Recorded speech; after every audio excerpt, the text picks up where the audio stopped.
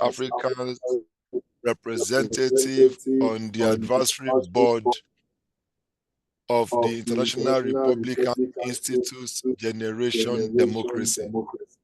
Timi is an active member of the Nigerian Bar Association and the International Association of Information Technology Lawyers.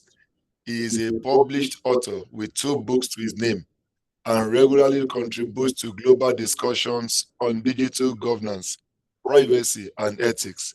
His involvement in the Sprint research at the Bachman-Klein Center for Internet and Society, Harvard University, underlines his commitment to making digital democracy and governance accessible to all. Now, to all of us across the American spaces in Nigeria, can we, with a round of applause, welcome Mr. Timi Olagunju to Conversation with an Alum of the month of August 2024. Thank you, Mr. Timi. Thank you so much, everyone. Thank you. Thank you, Mr. Samuel.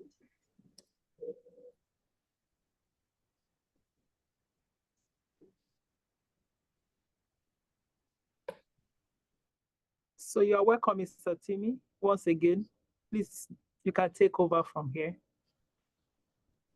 Thank you so much for the opportunity to have this conversation. I'm trying to see if I can quickly share a slide in the few minutes that I have to. Let me try to see if I can share my slide.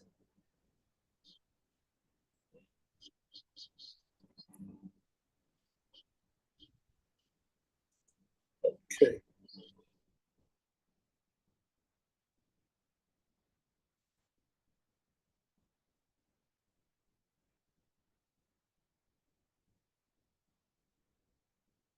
Okay.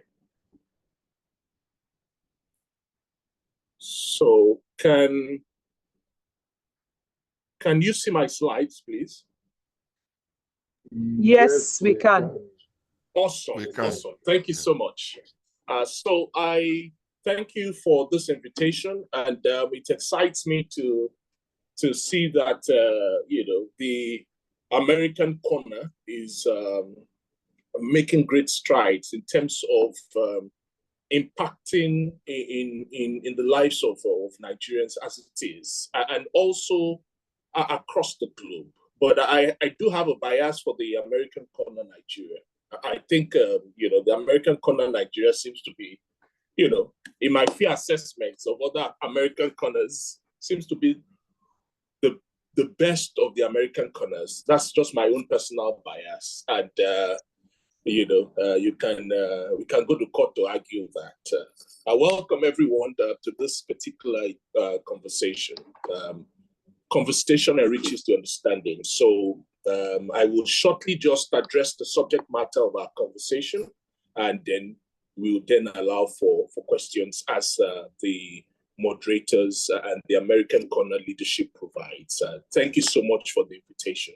Now, I'm speaking to the subject of making sustainable impact, embracing diversity and questioning.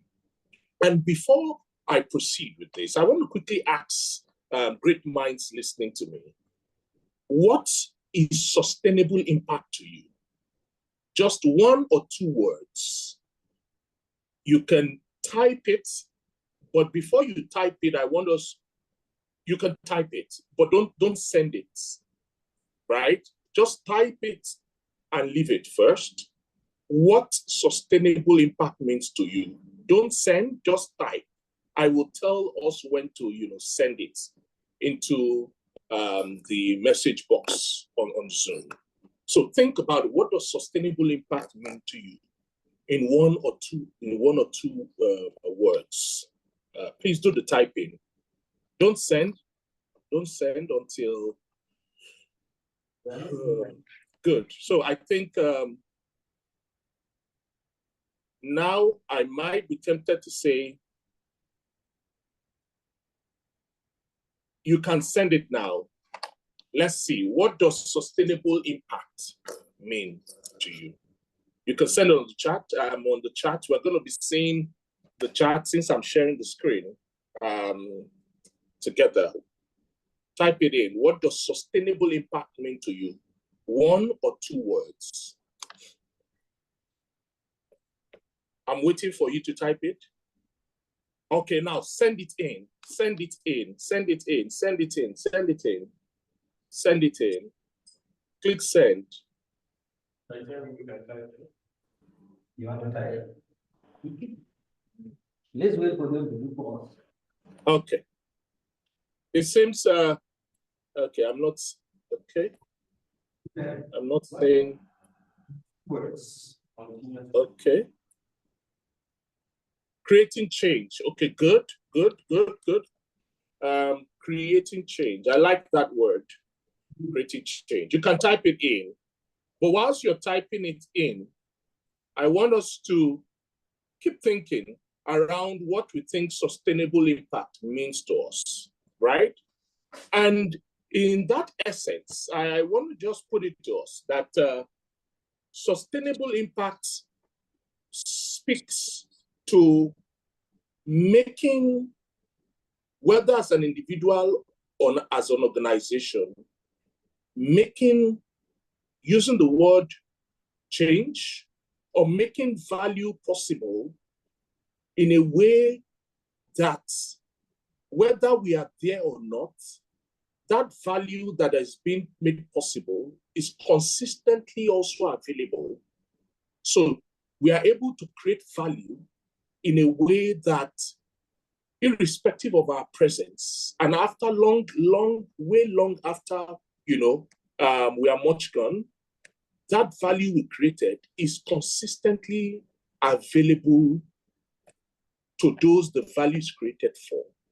So sustainable impact speaks to value, and also it speaks to continuity, right?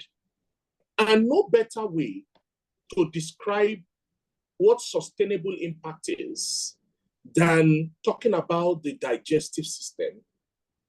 As you all know, the digestive system, you have different parts of it. And one of the key parts of the digestive system is the mouth. And then you see that you have the intestine, the small and the large intestine. And then you see that you have this very long pipe that allows the food to go in. And without the mouth, the intestine or the stomach will not have food to go into it. So now let's analyze what sustainable impact is in the sense of the digestive system, right? Sustainable impact is about people, right? It's about people. People in that sense, right, of the digestive system, think about it. Which particular sense of the digestive system are we talking about, right? It's about the basic body that houses the digestive system. Because without you as a person, the digestive system is not just working for itself, it is working for you so that you can get the nutrients that you need.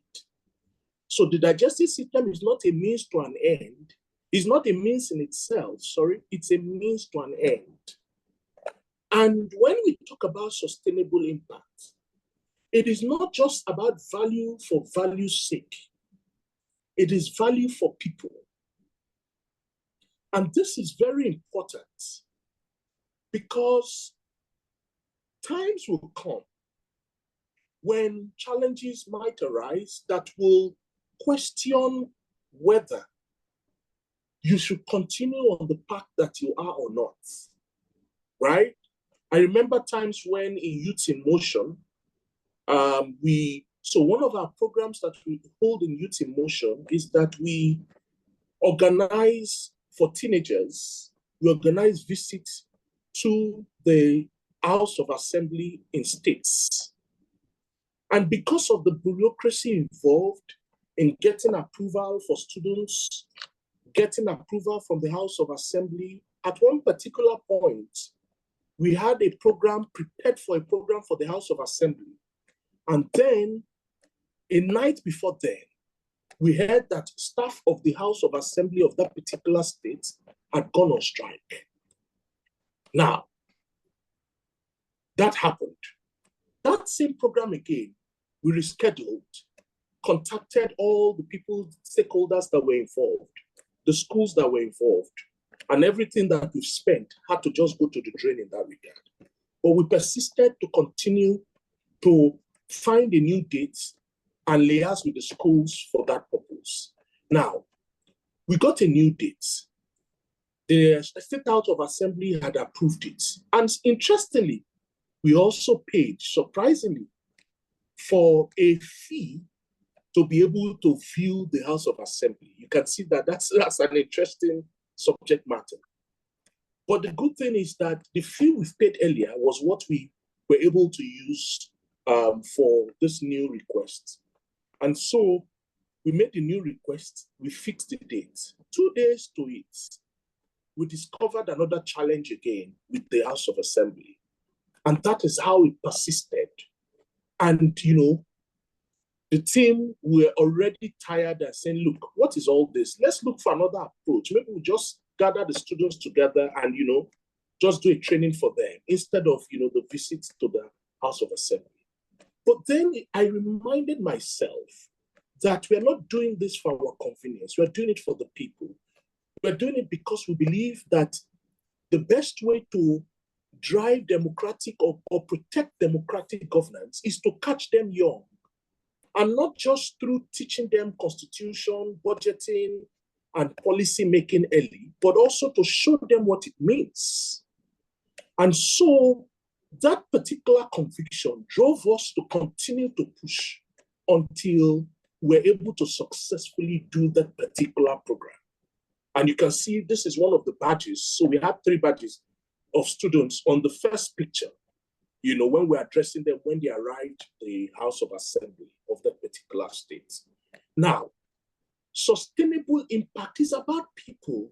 Otherwise, you will get discouraged along the way if you do not have your clear goals, that you are adding value for people, a means to an end, and that end is people. And that is what differentiates just good impact or real good impact. You can just do it anyhow, but you can do it differently. So that is key. Now, sustainable impact starts with your voice. By voice, which of the digestive system talks to voice? Your mouth. And because the mouth is the input through which food goes into the stomach, right? And what is the voice? The voice is those inputs that you make towards shaping either a project, organization, or a program. Now, your voice is about diversity, right? Voice is about allowing diverse opinions in the room. But voice is not just about allowing diverse opinions in the room. Voice is also being that diverse opinion in the room. I've had situations where people are in a room, whether in a boardroom or in a meeting, and the challenge is that they do not add their voice when they have a perspective. And after the meeting, they come out and say, and I thought this. The fact that you do not add your voice when you have a genuine perspective to contribute to a particular meeting or a particular program or a project means that you have deprived that project or program the power of sustainable impact, because your voice and perspective may be what is needed to shift the thinking in terms of that project or program. And so anytime you're in a room, whether you are the team leader or you are in the team, always ask the question. And what question should you always ask? Always ask the question, what other voices should be in this room? What did I say? What other voices should be in this room? That is very important. Because when we're able to ask the question, what other voices should be in this room? When you're able to become that voice in the room that adds your genuine perspective to a conversation or a project or a program, you are able to lay the foundation for sustainable impact for that project or program. Now, sustainability is about structure. As you know, the digestive system, the mouth cannot function without the intestine, large and small intestine, the stomach and the likes, to be able to perform that full digestive function. So sustainability is not a solo game. It is about structures. And when I say structures, I mean you set up a project or you're starting an organization, right? How are you able to get funding for that organization when you're not even registered or you don't have a bank account? For starters. But you're doing a lot of good. You're doing a lot of good, but you do not have the structures in place that can allow your good to go beyond just good to real good, to ensure that you build a sustainable value system, a sustainable legal structure, financial structure for accountability that would allow you to be able to source for funds or grants for that project. Very important. And this is a subject for a whole 2 hours that I teach on creating structures around organization. Now, sustainable impact is about reducing inefficiencies. What are inefficiencies? Inefficiencies, for example, are things that you do that causes an overflow in a negative way. So, for example, if you decide to throw a party and you waste the food in that party, but you know there are only 20 people coming for the party, but you cooked for 100 people, the inefficiency can be 80. The 80 food items that have been wasted. So inefficiencies refers to waste. And when you look at the digestive system, you see that the small and large intestine take the food and break down the food and takes the nutrients that are useful and pass out the ones that are not. That is a system of managing inefficiencies. And so when you are trying to add value, as a project or program organization, you need to consistently find ways to reduce inefficiencies. You need to consistently find ways to innovate, to ask the critical questions that will make your impact effective. Madness is doing the same thing and expecting a different result, right? And so on that basis, I would leave you with the fact that sustainable impact is about systems. You cannot do it alone. You need a beehive, a team of people to do it with you. You need to learn how to share your vision with others and allow people have what I call deep listening and a loving voice. What is deep listening? Deep listening is active listening, getting perspectives in the room, getting perspectives of others. And then loving voice is to speak without being critical, right? And so in the realms of criticisms, it is advisable that when you want to critique something, you say something like, I like this, I hope, right? Don't just come and critique and then, destroy someone's confidence or perspective. No, you want to critique something. I like, I hope. And so in that regard, I hope that in this few time when we can further go into questions on this subject matter, because that's what matters in this conversation. So thank you so much for listening. And I leave you with the quote by Confucius. Thank you.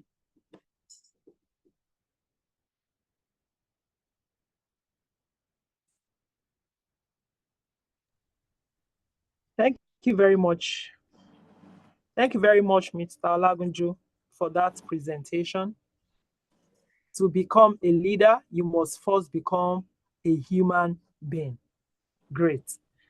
So before we go to our spaces to take questions, I would like to ask that you just tell us briefly what you were doing before you got nominated and selected for the Mandela Washington Fellowship, how the fellowship has impacted your work, your experiences during the exchange program in the US, briefly. Thank you so much. So, yes, as you said briefly. So, what I was doing before then, I started off as a lawyer. I started off with the Ministry of Justice, and then, involved a lot in human rights matters, and then doing projects for young people, on a small scale. But the passion was there for human rights and projects that involve young people. And then with the practice of law, my daily practice of law as well. That's what I was doing in that sense. And so when I got into, the fellowship, I think basically what the fellowship impacted in me was opening my eyes, because the fellowship allowed me to also do the professional development experience at the Open Gov Hub in Washington, D.C. for about 6 weeks, thereabout, 8 weeks. And so that opened my eyes to the opportunities in tech law. So that, helped me understand how technology can actually drive innovation, how technology can drive open governance and things of that nature. And also open my eyes to the need to, scale the impact. One of the things I picked up, which is the program we call Democracy in Action Program, I picked it up from one of the visits to the Virginia State Assembly, where I discovered that kids within that state were brought to the State House to observe parliamentary sitting. And I said, this looks like something that we've never done in Nigeria. Is it something that we can actually do? And so that inspired us to do one of our programs in Youth in Motion, which basically is taking children for particularly 80% public secondary school, and allowing them the opportunity to observe parliamentary sittings. And public secondary school, because I myself am a product of public secondary school. Don't be deceived by my, and so I am biased towards public secondary school. But then, we also accommodate private secondary schools to the extent of 20%. And I have seen this impact the lives of people, young people over time.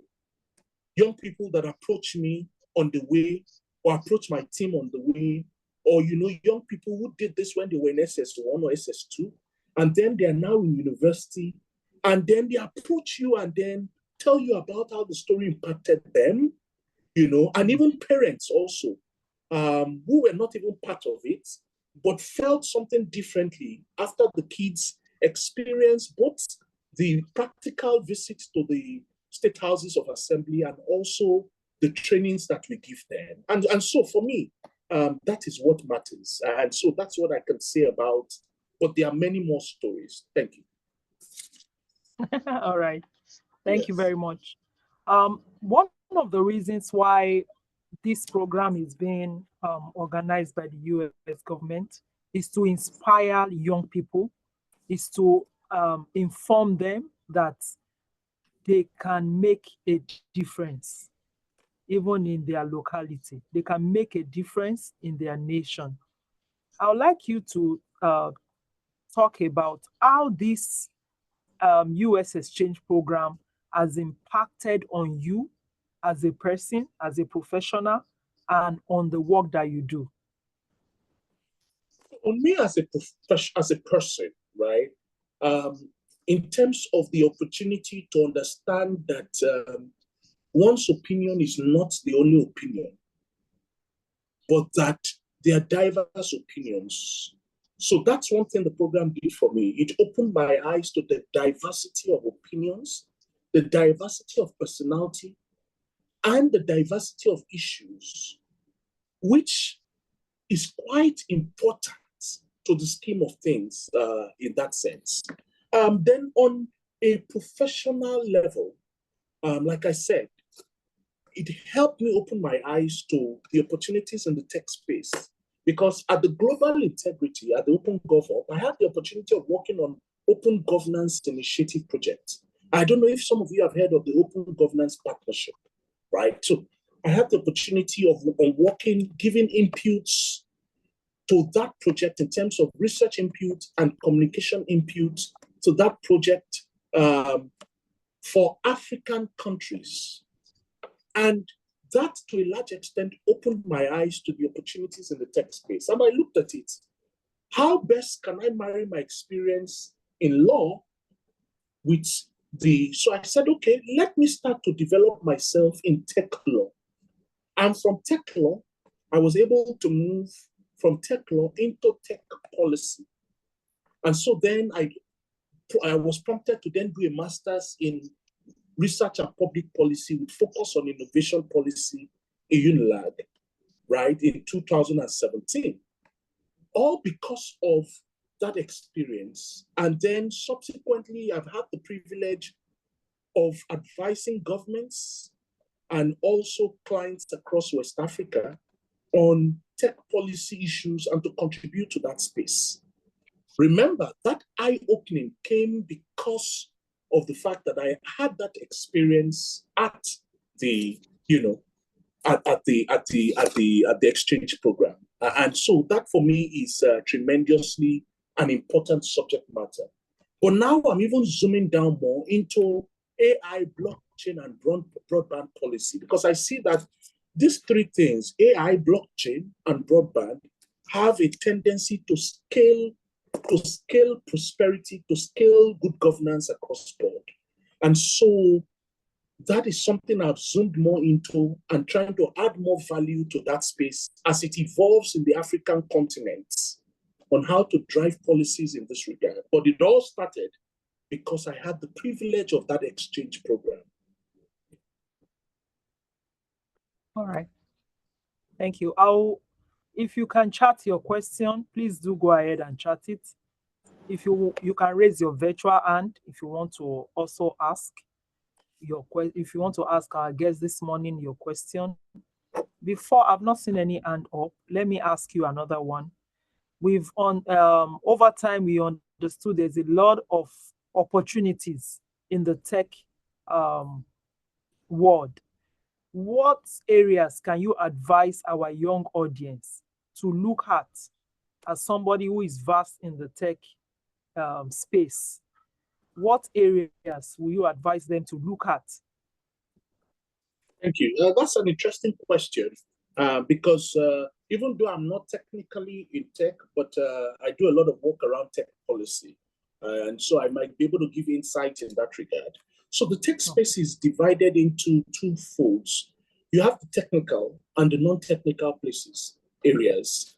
And you also have ancillary areas that are not technical or non-technical, but areas that support the tech ecosystem, right?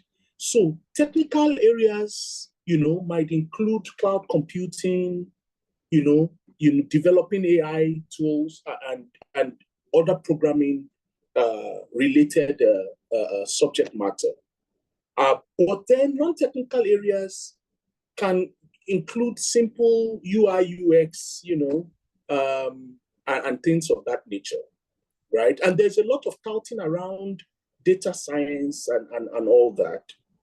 But there are also auxiliary related subjects that are not technical or non-technical, tech. They support the tech ecosystem. For instance, I myself in tech policy, we provide support, we provide direction to the tech ecosystem in a way that the tech ecosystem is ethical, but then the opportunities vary. So you can be looking at areas around artificial intelligence. These are, for instance, there is currently in Singapore a bill before the parliament to the effect that there is a subsidy for people who are 40 years and above who want to start to learn on such skills like AI and the likes in their 40s. So they provide subsidy for them, and they also provide some access to the education for them, right? So that it enables them to want to learn. Because in the past, realize that that is where the world is. So they want to position more properly. So artificial intelligence, data science, right? Data analytics. These are key areas. I know people that have learned data science online, on platforms online, and have used it to get jobs, in Germany, in different places of the world, right? And some are even working from home, right? But earning significantly because of such skills. So I think those key areas might be, but look to your strengths, as it were. And there's even areas like AI prompting, which is a non-technical per se. What is AI prompting? Just ensuring that you know the right prompts to feed in AI in a way that AI produces the results that it needs. That's a big deal. There was a time, I think, that particular skill was, a high demand in places like the US. And so you need to start, you could just Google, check out technical roles, non-technical roles, auxiliary roles to tech, and see the areas that fit you as a person. And it's never too late to start. Some persons start as late as 40s, 45, and 50. And so it's never too late to start. People are also in digital marketing, right? That is non-technical. And digital marketing is a big deal. Social media management is a big deal. But it is not just about posting online. Social media management is also about understanding how the algorithm, the science of social media works. And so those are some of the key things as you have. You have content creators as well. And in Nigeria, as you know, content creators are cashing out big time. But that's not the only field. Those who follow the crowd may never be followed by a crowd. So look for your own niche and then own that niche by consistently practicing. That's what I would say. Thank you. Thank you very much. So we have a hand raised in Bauchi. Before we go to Bauchi, we have a question in the chat box. The question is asked from Window on America Jos. As a Mandela Washington Fellow, how have you utilized technology to reach out to over 8,000 people? So basically, thank you for that question. So basically, the question speaks to how do you leverage technology to increase the reach of your impact, right? And so I will give a clear example. During the COVID period, right, there's a program we organized called the Youth in Motion Fellowship Program, right? And so the Youth in Motion Fellowship Program basically trains young activists. As you know, I started off as an activist and then moved into, development and consulting, right? And so I believe that it's possible to transition activists into being policy influencers. And by policy influencers, I mean to give activists the tools and resources to be able to move that activism into shaping policies and interacting or dealing with policymakers. Having a seat at the table, not just staring at the table or finding ways to break the table. And so I believe that a good blend of activism and policy influencing is very important. But activism serves as the seed, right? And so what we did was that we scaled the program beyond Nigeria into Africa by calling for application. When you go online, you see the program. We called for application through opportunities for Africans and some of those platforms across Africa for activists that are interested in learning about policy making and policy communications, policy brief, and all those things. right? And then they applied, a group were selected, and then the group that were selected, over 100 at that time, selected across over 35 African countries. We got applicants, and then selected, and then they had this training for 4 weeks online.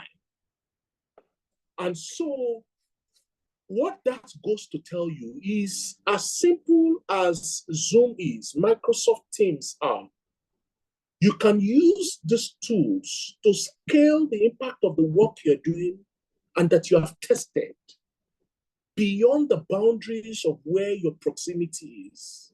And that's one of the key examples of, how we leverage our technology in that regard to scale the impact of the work that we do.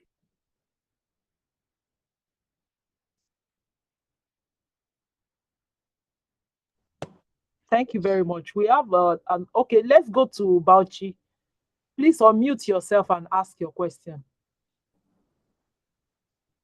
American Space Bauchi. All right. Good morning. Thank you very much for. I want to also appreciate Barrister Timi Olagunju for the wonderful presentations. My question is to Barrister Timi as regards the Mandela Washington's Fellowship program.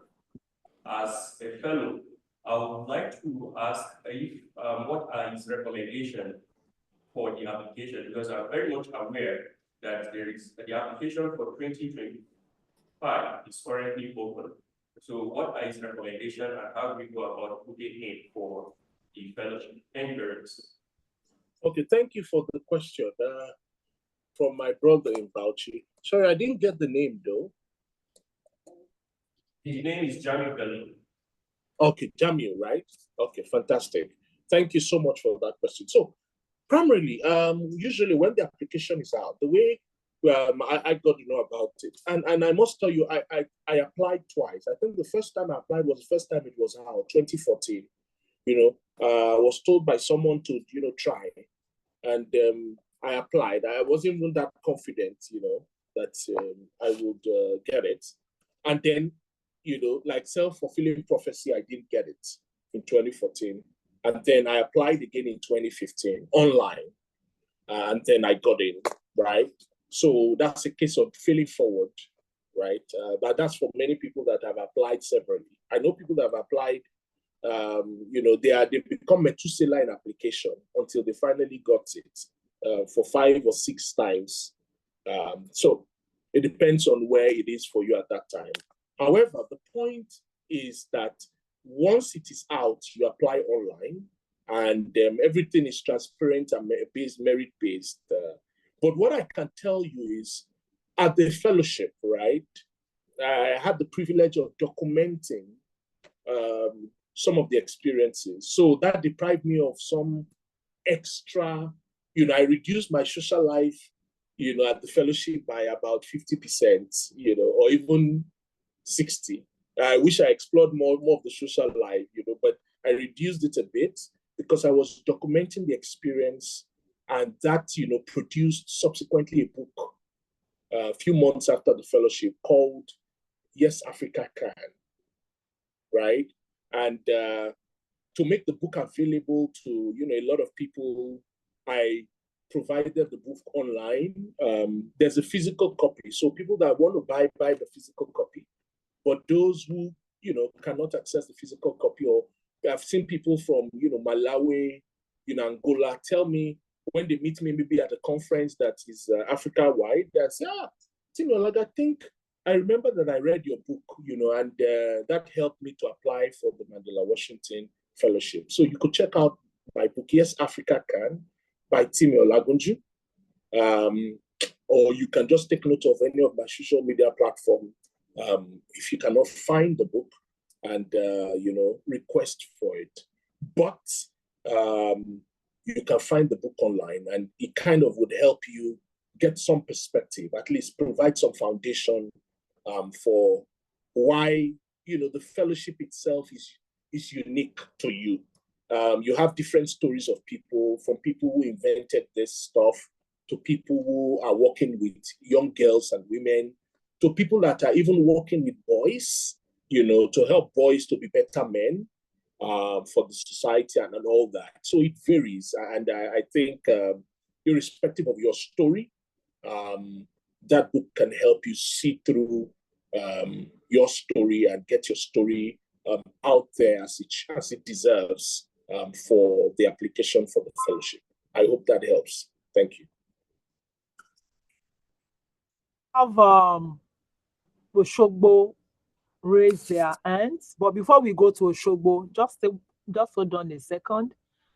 We have a question from Benin City.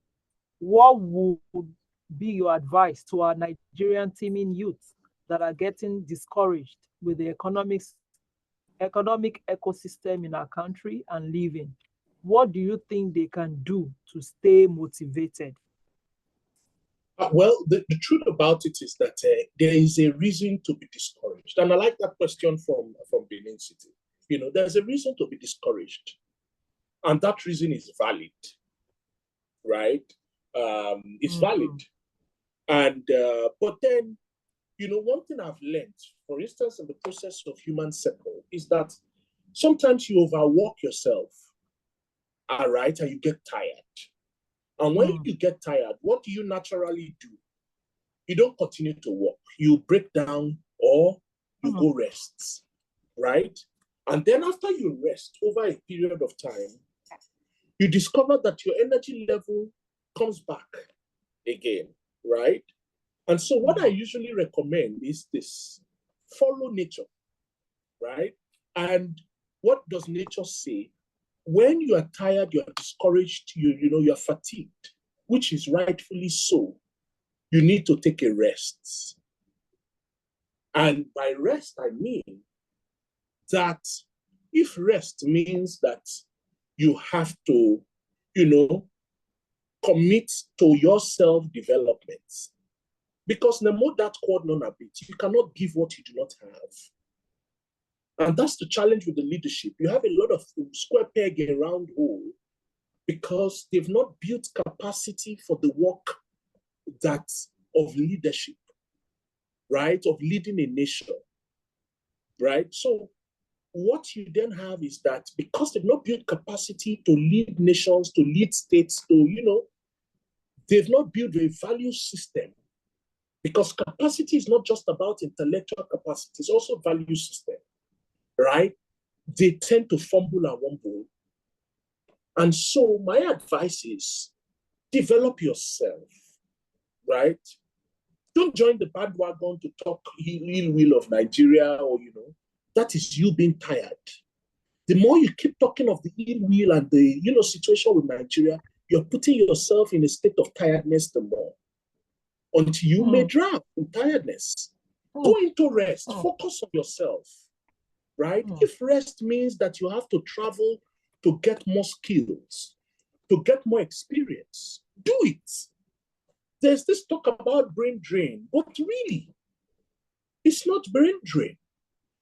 Sometimes you need to go in, for instance, if you are in the sciences and you're trying to create an innovation that will impact the continent, you may not get the work experience or the skills that you need within Nigeria.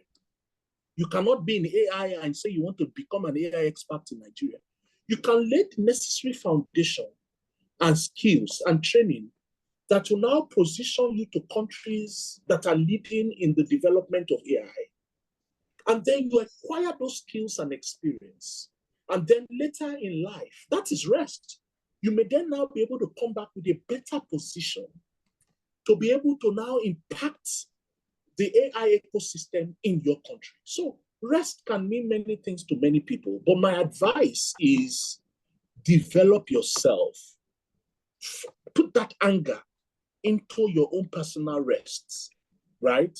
And let that lead you through that journey, rather than continually put yourself in the agitation that will continually drown you in the condition and the situation of the country as it stands.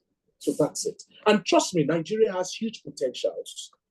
Nigeria is so blessed. It won't take long if we get it right in leadership for Nigeria to succeed. Actually, it won't. Nigeria has name it. Some countries just have one resource, maybe palm oil, and then, for instance, Malaysia came to learn about palm oil from Nigeria, and now they've developed R&D research and productivity. Their GDP is very, very based on the export of palm kernel and things of that nature, right? Something they learned from Nigeria. And we have that. We have gold. We have all those resources. Then we have the population. Nigerians distinguished in every field of life that you can mention all over the world. Trust me, we can get it right in a short while. But whilst we are still on that road that we are, right, try to develop your own capacity, because opportunity meets those who are prepared. Thank you. Thank you very, very much. Let's go to Oshogbo. Oshogbo, please, can you unmute and ask your question while I'll come back to the chat box? Go ahead, sir. My name is Ojojo Adenera. Please, I just want our speaker to help us shed light on the expression displayed on the screen earlier on it to become a human being.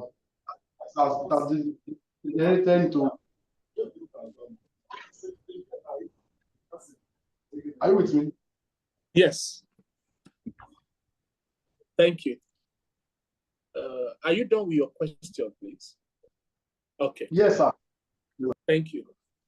What's the name?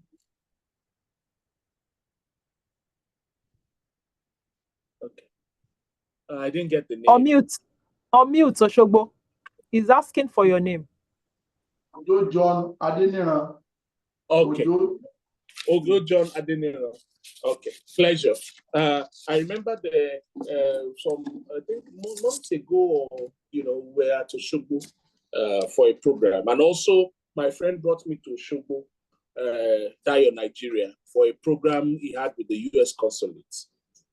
Yes, I'm sure you know Dayo, Nigeria. Yes, thank you. Okay, so basically, this particular thing speaks to we just, realizing that we are, we share a common interest. The blood that flows through your vein is the same blood that flows through my vein, right?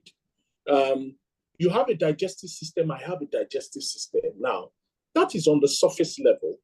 So it speaks to human commonality, right? It also speaks to the fact that we must understand that as humans, not everybody are on the same footing in life. And that's why I'm a big advocate of equity, not just equality. For instance, history has told us that women, to a large extent, were left behind in the course of leadership and development globally. For instance, in the US, it took time before women were able to vote. Voting was basically white male men, right? And so, as humans, we need to understand the fact that, yes, we might say that, equality, but it is not enough, because there are situations where women, girls, are not on the same footing or did not start with the same footing as boys or men.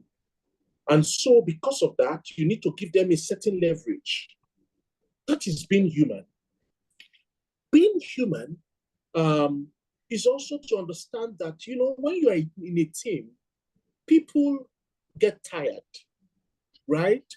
People do not learn at the same level that others learn. We need to be accommodating of people's capacity to grow in that team, right? Being human means that we have a strong sense of deep listening, because reciprocity is reciprocal. The way you want others to listen to you, that's how others too want others to listen to them. Understanding that common humanity and engaging in deep listening and loving talk or loving speech. Don't say things that will put others down. If you are in a state of wanting to say things that will put others down, refrain from it and focus your mind in either keeping mute or rechanneling your energy to saying something loving. And like I said, when you want to critique people or criticize, you can start with, I like so, so, so, and so. I hope. The I hope is where your critique comes in. Because you want to do unto others as you want them to do unto you, right? Being human, lastly, at a leadership level, for example, is understanding that your neighbor is a part of you. And when I say neighbor, I mean you are voted in as a parliamentarian, right? And you are part of those who are embezzling public funds or pioneering the embezzlement of public funds. Forgetting that your neighbor may not be the person whose house is next to you. Your neighbor is your constituents, right? And so, as a leader, being human is ensuring that that fund that is meant for that road is used for that road to the last couple and not for personal enrichment where you have money kept in one Ikoyi house or in a sockaway somewhere. Those are some of the constituents that make us human. And basically that, I think, speaks to this quote. Thank you so much, sir. You're welcome. Thank you. Thank you, Mr. Joe. All right, so we go back to our chat boss. It says, can any novice jump into the tech space and be able to be a guru, making ends meet? Absolutely, yes. So one thing I would say is that I've seen people that started off with, for instance, let me give my instance. My background is law. And you know, most times people go into studying law in Nigeria, not because they are intelligent, but because they are running away from mathematics. You know, that's a joker. But then, you know, I somewhat found myself in spaces where I need to learn more. So I took courses, I take courses on data science, you know, I take courses on data visualization, you know, and then try to improve my skills, understanding what the AI space is all about, what the AI algorithm involves. You know, I try to push myself, you know, try to understand regression, statistics, probability, and things of that nature. So if a lawyer who runs away from maths can do it, then you can do it much better. But interestingly is that the first thing I would advise is, you know, go online, look for key areas, maybe top 10, top 20 areas in the tech space. That will give you technical. Look for top 20, 10 areas in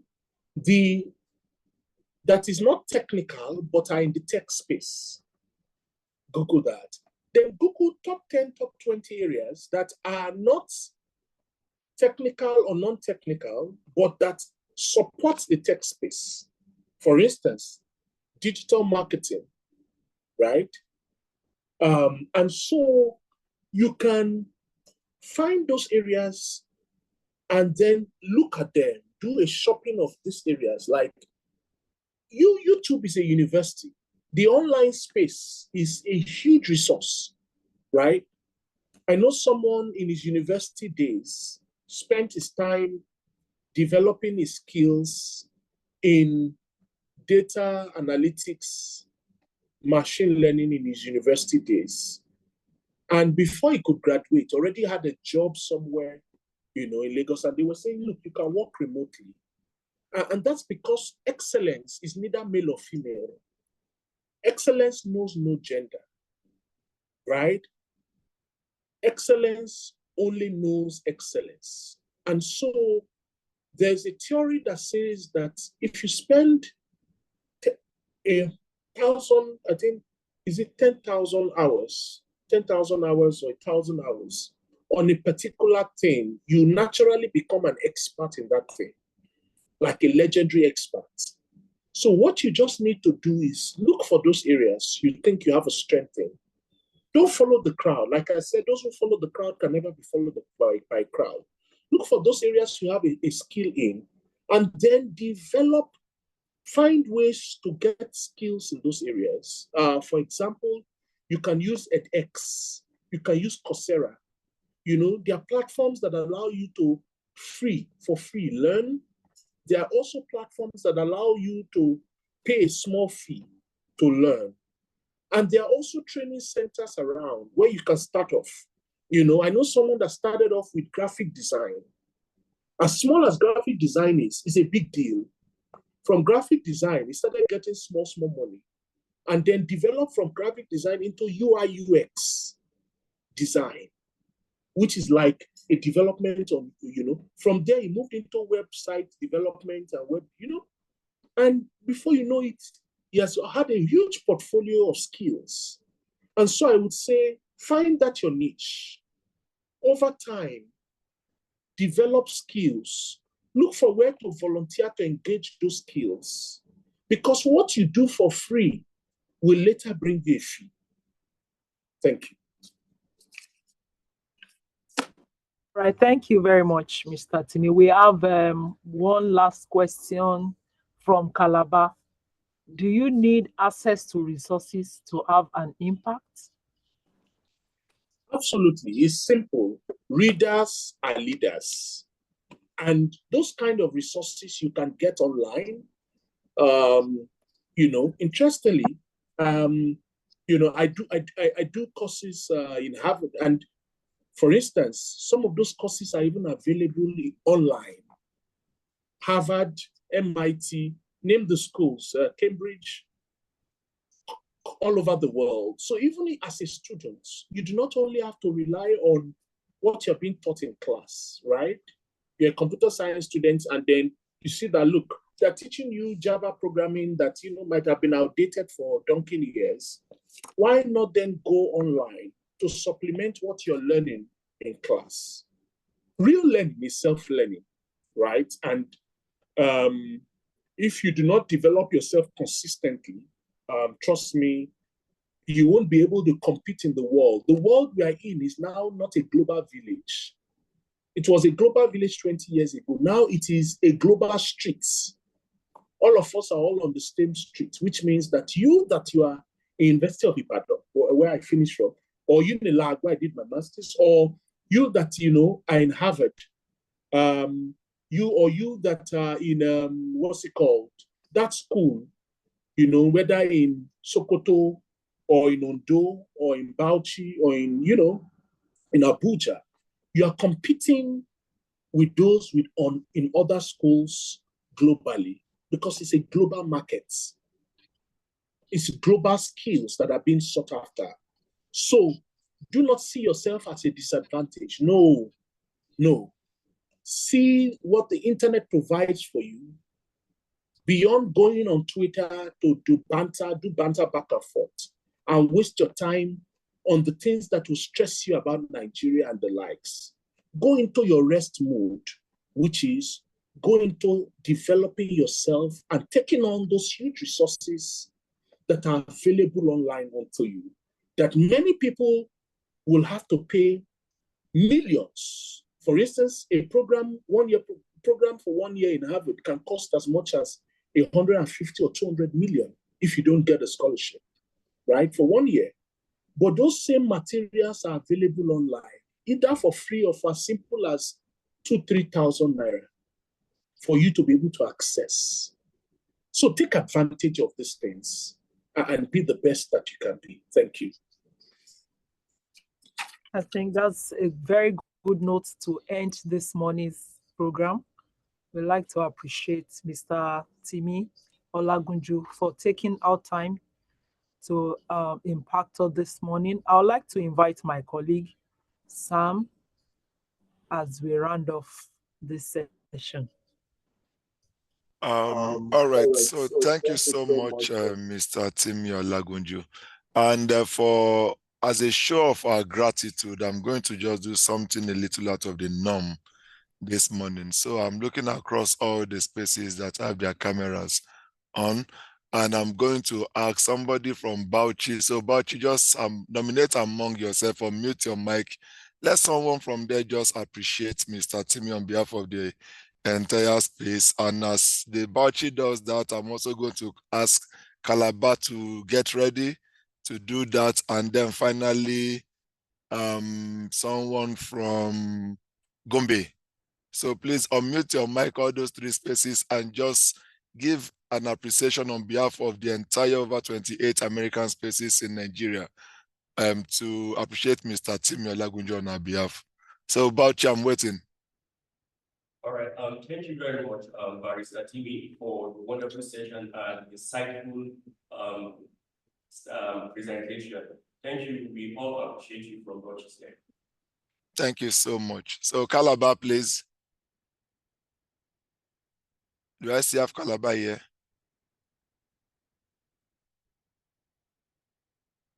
All right, Gombe, can you go ahead?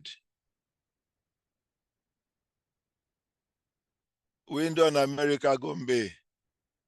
Can you unmute and appreciate our facilitator on our behalf?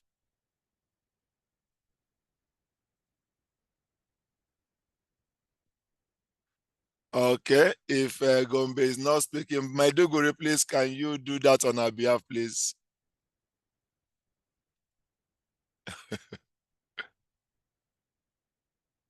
Maiduguri, okay, someone is ready in Maiduguri. Please just appreciate him on our behalf. Thank you.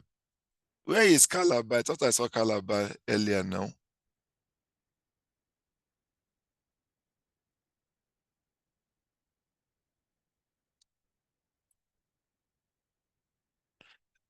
Maiduguri, you are still muted. You need to unmute your mic.